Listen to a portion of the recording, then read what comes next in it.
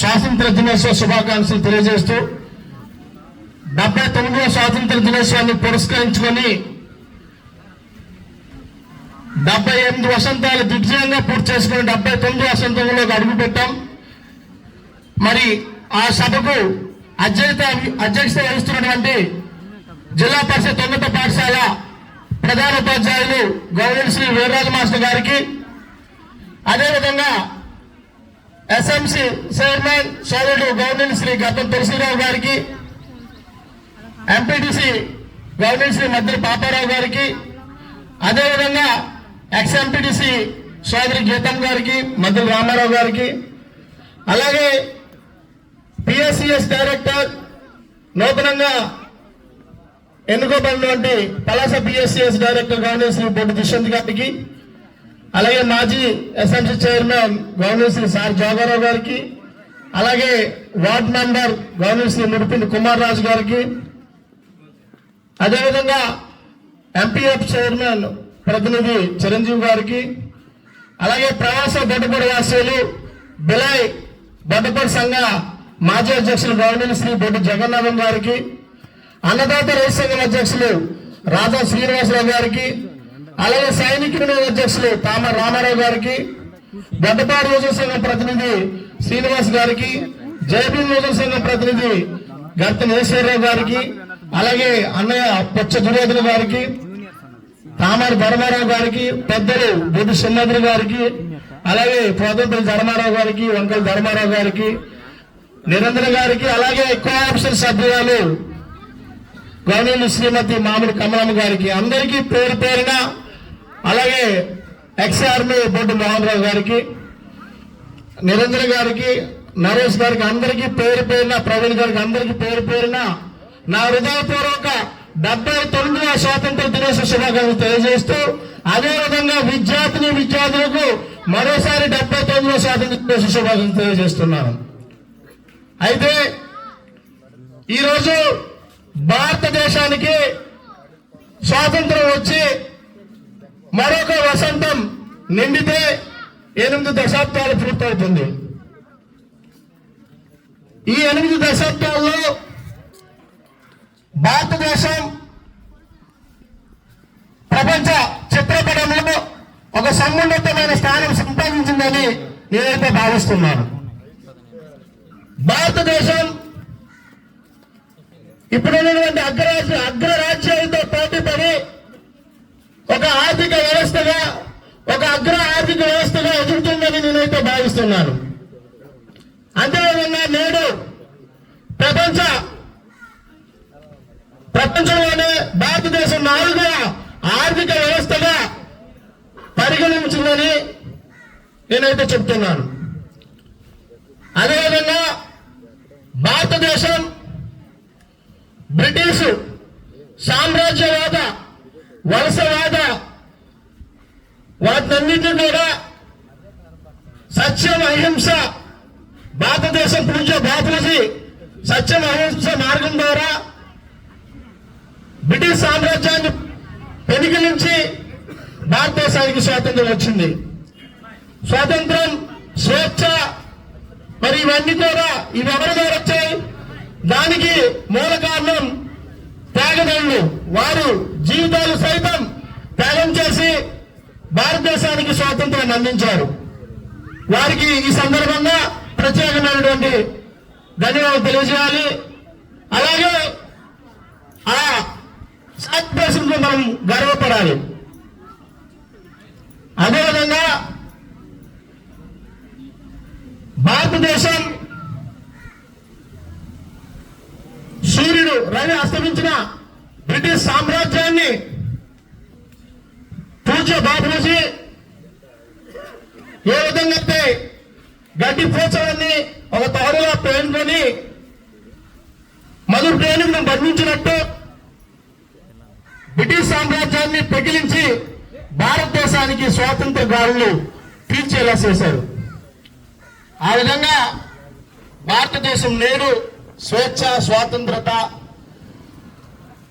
ఉంది. ఇప్పుడు ప్రతి ఒక్కరు కూడా స్వేచ్ఛగా మాట్లాడుతున్నామంటే భావ వ్యక్తీకరణ చేస్తున్నామంటే రాజ్యాంగంగా కానీ రాజకీయంగా కానీ ప్రతి దాంట్లో కూడా మనం ఈరోజు మాట్లాడుతున్నామంటే మన పూర్వీకులు చేసినటువంటి త్యాగం. ఈరోజు భారతదేశం ప్రపంచంలోనే ఒక మంచి ఆర్థిక వ్యవస్థగా నిలబడింది. నేడు గవర్నమెంట్ కూడా ఆ విధంగా ప్రయాణం చేస్తుంది. ఓకే, ఇదంతా స్వాతంత్రం కోసం. ఇక నిన్ననే ఒక అంశం వెలువడింది. భారతదేశానికి స్వాతంత్రం వచ్చిన దాంట్లో ఆయన కూడా ఒక ప్రముఖులు, స్వాతంత్ర సమరయోధుడు, స్వాతంత్ర పోరాట యోధుడు స్వర్గీయ శ్రీ సర్దార్ గౌతు లచ్చన్న గారి యొక్క జయంతి రేపు ప్రభుత్వ పరంగా చేయబడుతుంది. అందరూ చెప్పలు కొట్టండి. ఒకనొక దశలో ప్రైవేట్ కార్యక్రమాలు చేసేవాళ్ళం, కానీ నేపటి నుండి కూడా సర్దార్ గౌతు లచ్చన్న గారి జయంతి అధికారపూర్వకంగా ప్రభుత్వ కార్యాలయాల్లో ప్రభుత్వం చేపడుతుంది. చాలా గర్వపడుతున్నాం. ఈరోజు స్థానిక పలాస నియోజకవర్గ శాసనసభ్యురాలు గవర్నర్ శ్రీమతి గౌతు శిరీష గారు, వారి యొక్క తాతగారు సర్దార్ గౌతు లచ్చన్న అంటే, మరి ఆయన చేసినటువంటి సేవలకు ఈరోజు మంచి గుర్తింపు వచ్చిందని మేమైతే గర్వపడుతున్నాం. అదేవిధంగా అందరూ చెప్తున్నారు, గత 2024-25 అకాడమిక్ ఇయర్లో కొంత ఉత్తీర్ణత శాతం తగ్గుముఖం పట్టింది. దానికి ఎవరు కారణము, అసలు ఏం జరుగుతుంది అని అనేక క్వశ్చన్లు, అనేక ప్రశ్నలు వేసేవారు కొంచెంసేపు రత్నేశ్వరరావు గారు. ఆ విధంగా చాలా చక్కనైనటువంటి అది ఏ విధంగా జరిగిందని మనం చాలా ఉపన్యాసిస్తున్నాం. ప్రియమైన వక్తలారా, ఈరోజు ఆగస్టు 15, మళ్ళీ మనం జనవరి 26కి వస్తాం. ఈ 2 డేస్ తప్ప ఇప్పుడు లేటెస్ట్ గా విద్యాశాఖ మంత్రి వర్యులు గవర్నర్ శ్రీ నారా లోకేష్ గారు ప్రవేశపెట్టినటువంటి మెగా పేరెంట్ మీటింగ్ కండక్ట్ చేస్తుంటే మొన్న 2.0 అయింది. దానికి అటెండ్ అవుతున్నాం. దాని తప్ప ఈ స్కూల్లో ఏం జరుగుతుందో ఎవరికైనా తెలుస్తుందా? ఒక పేరెంట్ అవసరం లేదండి. గతంలో ఇదే స్కూల్ కోసం మరి ప్రముఖ వక్తలు ముందే చెప్పారు, జగన్నాథ్ గారు కానీ రామారావు గారు కానీ, అమర నిరాధ్యక్ష చేపడితే గాని స్కూల్ రాలేదు. ఎవరు? గవర్నర్ శ్రీ పొడ్డప్పారావు గారు. మరి ఆ పూర్వీకుల యొక్క త్యాగము నేడు ఈ స్కూలు చాలా చక్కగా ప్రవర్తిందంటే దానికి కారణం పూర్వీకుల యొక్క త్యాగమే. మరి ఆనాడు అంటే పెద్దలు చెప్తున్నామని కాదు, గత ఈ పంచాయతీలు పాలించినటువంటి పెద్దలు త్రిలోచనరావు గారు కానీ, గీతం కానీ లేదంటే అప్పుడు మాకు ఈ స్కూల్లో విధులు నిర్వహిస్తూ ఆయన ఒక పెద్దగా ఉండేవారు, పైనపల్లి నాయకన్ గారు స్వర్గీశ్రీ. వీళ్ళంతా స్కూల్ యొక్క పరిసరంలో ఉండేవారు. అసలు ఏం జరుగుతుందో తెలుసుకునేవారు. అసలు ఉపాధ్యాయులు సరిగ్గా బోధిస్తున్నారా లేదా, అసలు ఉపాధ్యాయులు ఏమైనా చిలిపి శాస్త్రులు పిల్లలతో పాటిస్తున్నారా, ఏమైనా వేరే శక్తిగా మారుతుందా అనేది గమనించేవారు. ఈ రోజు ఎంత స్కూల్ అంటే ఒక ప్రైవేట్ స్కూల్లో ఉంది. స్కూల్కి గ్రామానికి చాలా తేడా.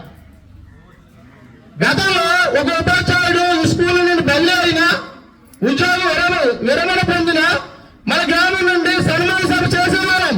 ఈ రోజు జరుగుతుందా? మన గ్రామానికి అనేక సేవలు, అనేక సంవత్సరాలు వారి విధులు నిర్వహించి సంపూర్ణంగా ఆ ఉద్యోగాలు పూర్తి చేసి కార్యక్రమంలో వారి యొక్క విధుల్లో సైతం వేరే ప్రాంతానికి బదిలీగా వెళ్ళినా, ఎక్కడ ఉద్యోగ విరమణ పొందినా మనం ఎందుకు సన్మాన కార్యక్రమం గ్రామం నుండి చేయదలుచుకోవట్లేదు? ఒక స్కూల్లో నడుపుతున్నారు, వాళ్ళే చేసుకుంటారు. మనకు కూడా బాధ్యత ఉండాలి. మనం కూడా స్కూల్లో పరిశీలన చేయాలి. అప్పుడేటంటే గతంలో వచ్చిన ప్రతి పెద్దకి పొగిడేస్తే స్కూల్ ఎలా ఉన్నా ప్రాబ్లం లేదు. అది కాదు. ఈరోజు ఈ స్కూల్లో నా పిల్లలు లేరు. ఇప్పుడు 20 సంవత్సరాల నుండి నా పిల్లలు చదువుకోవట్లేదు. కానీ ఈ స్కూల్కి ఎందుకు వస్తున్నాం, దేనికి వస్తున్నాం? ఒక బాధ్యత నిర్వహించాలంటే పదవి అవసరం లేదు, పదవితో కాదు. ఒక బొడ్డపాడు ప్రజలుగా బాధ్యతలు ఉంటే ఖచ్చితంగా స్కూల్ అభివృద్ధి చేసే అవకాశం ఉంటుంది. అలాగే గత స్టాఫ్ బాగానే చేశారు. ఈ 380 సీట్స్ కూడా వచ్చాయి. అన్ని రకాలు ఉండవు కదా. బోమ్రా చాలా బాగా బౌలింగ్ చేశాడు. మన లేటెస్ట్ ఇంగ్లాండ్ లో మహమ్మద్ సిరాజ్ ఫేమస్ లోకి వచ్చాడు. ఒక్కొక్క సందర్భంలో ఒక్కొక్క జరుగుతుంటది. అలాగానే వాళ్ళకి కించపరచకూడదు, వాళ్ళకే ప్రిన్స్ చేయాలి. బట్ స్టిల్ నౌ ఇప్పుడు వచ్చినటువంటి staff young and dynamic staff. అంతేకాకుండా ఇప్పుడు చూస్తున్నారా, బయట పిల్లలు ఇంటర్వ్యూ టైంలో తిరగట్లేదు, ఏ పెన్షన్ కూడా కనపట్లేదు. గతంలో పెన్షన్ ఇచ్చారు, ఆ ఇంట్లో భయపడిపోయారు. అంటే కాస్త కోస్త ఉన్నోడైతే పర్వాలేదు, కొద్దిగా లేనోడు పెన్షన్ పెడితే స్కూల్ పోయే నువ్వు వచ్చేస్తారేమో, ఆల్రెడీ పోయలేదు, ఇల్లు పెద్ద మూలెడుతున్నా లేక కొద్ది మూలెడుతున్నా అని భయపడేవాడు. కానీ ఇప్పుడు ఆ పరిస్థితి లేదు, స్కూల్లోనే భోజనాలు చేస్తున్నారు. దానికి కారణం ఎవరు? పీడీ సార్ పద్మారాజు గారు. మీరు డ్యూటీ అండ్ బిగినర్స్ గడి చెప్పలు కొట్టాలి. ఆయన తన విధులు కేవలం భౌతికంగా డ్రిల్ మాస్టర్ ఫిజికల్ గా చేసుకోవచ్చు, కానీ జీతం కోసం కాదు, జీవితాలు మార్చడం కోసం కూడా మనం ప్రయత్నం చేయాలి. ఆ విధంగా ఆయనే కాదు, కొత్త స్టాఫ్ చక్కగా ఉన్నారు. అందరూ సబ్జెక్ట్ ఉన్నది నేను గమనించాను. నాకు 1 or 2 పేరెంట్స్ మీటింగ్ లో వారి యొక్క ప్రవర్తనాశీలు కానీ వారి యొక్క ఎడ్యుకేషన్ పరంగా సబ్జెక్ట్ కానీ నన్ను గమనించాను. మీకు ఏ విధంగా ఈ స్కూల్ నుండి వనరులు తక్కువగా ఉంటే మా అసెంబ్లీ చైర్మన్ ద్వారా మాకు అందించండి. మా ఎమ్మెల్యే ప్రతినిధి గౌరవ శ్రీమతి గౌతు శ్రీశక్తి గారి ద్వారా తక్కువ వ్యవధిలో సమస్యలు పరిష్కరిస్తామని ఈ సందర్భంగా తెలియజేస్తున్నాం. అకామిడేషన్ కానీ ఈ స్కూల్కి కావాల్సిన చాలా స్కూల్లో ఇంకా లైబ్రరీ నెక్స్ట్ ల్యాబ్స్ ఇవన్నీ ఉన్నాయి. అవన్నీ కూడా డిస్మెంటల్ ఇవన్నీ మౌలిక వనరులు ఏవైతే ఉన్నాయో వాటి అన్నిటి కూడా పరిపూర్తి చేయడానికి మేము సంసిద్ధం అవుతాం. దాన్ని మీరు కూడా సహకరించాల్సిన కూర్చున్నాం. అలాగే గత రిజల్ట్ నాకు నిరాశపరిచినా మనం అనుకున్న విధంగానే ప్రతి ఏడాది మీకు కేటాయించిన నగదు కేటాయించాను. మళ్ళీ మీకు ఉత్తేజపరచడానికి వస్తాయా రావా అనేది పక్కన పెడుతూ దానికోసం సాహసం చేయండి, దానికోసం ప్రయత్నం చేయండి. ఎందుకంటే ఈ రోజుల్లో 600 వచ్చేస్తున్నాయి. 600 అవుట్ ఆఫ్ 600 వచ్చేస్తున్నాయి, అవలేలుగా వచ్చేస్తున్నాయి. సబ్జెక్ట్ లో కూడా 100 అవుట్ ఆఫ్ 100 వచ్చేస్తున్నాయి. వాళ్ళు ఛేదిస్తున్నారు, మనం ఎందుకు ఛేదించకూడదు? మనలో కూడా ఖర్చు పెరగాలి, మనలో కూడా ఆ మేధస్సు ఉందని మీకు తెలియజేయాలి. 600 అవుట్ ఆఫ్ 600 వస్తే ఎంతమందికి వస్తే ఎవరి పర్సన్కు 50,000 రూపాయలు నేను బహుకరిస్తాను. అదేవిధంగా సబ్జెక్ట్ వైజ్ గా 100/100 ఎంతమందికి వస్తే అంతమంది 10,000 రూపాయలు నేను బహుకరిస్తాను. అనేది వీటితో పాటు మీకు వచ్చిన రాకపోతే ఖచ్చితంగా ఉంటుంది. ప్రతి ఏడాది ఇస్తున్నటువంటి 20,000 రూపాయలు మీకు మళ్ళీ నగదు రూపంలో మీకు అందిస్తాను. అది కూడా నేటికి 22 సంవత్సరాలు పూర్తయింది. మా స్వర్గీశ్రీ ఇదే పాఠశాలలో ఒక మంచి గణిత ఉపాధ్యాయుడిగా విధులు నిర్వహించి అసందర్భంగా ఆకస్మికంగా మరణించినటువంటి గవర్నర్ శ్రీ స్వర్గీశ్రీ బుద్ధ వెంకటరామ మాస్టర్ జ్ఞాపకార్థం, మా నాన్నగారి జ్ఞాపకార్థం, మా పాప జ్ఞాపకార్థం ఇప్పుడు కూడా మీకు అనౌన్స్మెంట్ చేస్తాను. దయచేసి సద్వినియోగం చేసుకోండి. గతంలో మేము చదివే సందర్భాల్లో స్కూల్ ఫస్ట్ వచ్చినా సొంతముక్కి ఇచ్చిన నాదుడు లేడు. అదే నాకు దీనికి సంకల్పం కోరడానికి కారణం. అదే నేను ప్రతి ఒక్క స్టూడెంట్కి ఇవ్వాలనే ఉద్దేశంతో ఆనాటి నుండే నా మెదడులో వెలిగింది. అప్పటి నుండి కూడా ఎప్పటి వరకు ఎన్ని కష్టాలు వచ్చినా ఎన్ని సంక్షోభాలు వచ్చినా నా వ్యక్తిగత జీవితానికి నేను ఎప్పుడు కూడా ఆపలేదు. ఇప్పుడు కూడా చెప్తున్నా, మీకు ఇంకా ప్రతి ఏడాది పెరుగుతారో తప్ప తరగదు. ఖచ్చితంగా మీరు ఎడ్యుకేషన్ గా మంచి డెవలప్మెంట్ అయ్యి మన గ్రామానికి, మన స్కూల్కి, మీ యొక్క ఉపాధ్యాయులకు, మీ యొక్క తల్లిదండ్రులకు మంచి పేరు ప్రఖ్యాతులు సంపాదిస్తారని కోరుకుంటూ మరి ఇంతటి సంపూర్ణమైన అవకాశం కల్పించిన, నేను కొద్దిగా ఎక్కువగా మాట్లాడాను, అన్యతగా భావించండి, కల్పించినటువంటి సభకు, సభ అధ్యక్షులకు మరోమారు ప్రత్యేకమైన ధన్యవాదాలు తెలియజేస్తూ ఇంతటితో ముగించుకుంటున్నాను. థ్యాంక్ యూ అన్నారు. థ్యాంక్ యూ ఢిల్లీరావు గారు. మరి మా పిల్లలు ఈ అవకాశం